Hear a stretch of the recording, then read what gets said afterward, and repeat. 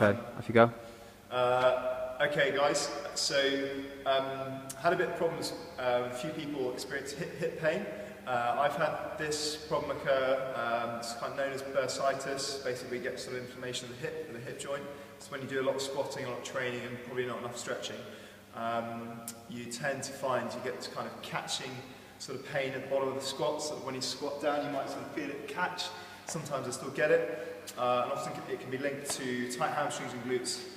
Generally not necessarily a tight quad or rectus femoris down there. So a few things that you want to be able to work on, really straightforward. We do this a lot in class, but I just thought I'd go over this as well. It's banded hamstring mobilisation. Basically put your leg through there, set yourself up on either with a bench or you can set yourself up on the floor. Two hand rolls come down, okay, hands on the bench, and then just floss this leg back and forth, and you're going to feel a nice, good sort of stretch down the back of the leg.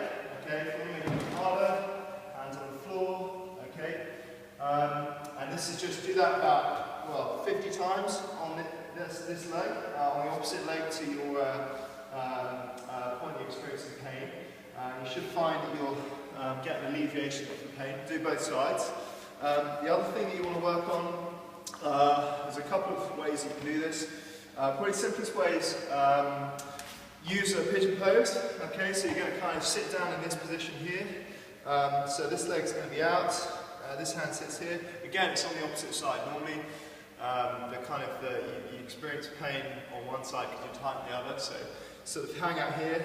Again, you can contract, relax with this. So squeeze for 5 seconds. 5, 4, 3, 2, 1, and relax, and then sink yourself down. You may even feel it down here if you get low enough, but you're just trying to explore kind of whatever's really tight with you there. Another thing you can do, hip capsule mob. So again, use band.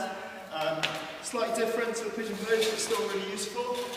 Okay, driving the knee into the floor. This leg comes out behind, the knee comes out behind the ankle. You can kind of get a good rotation on there.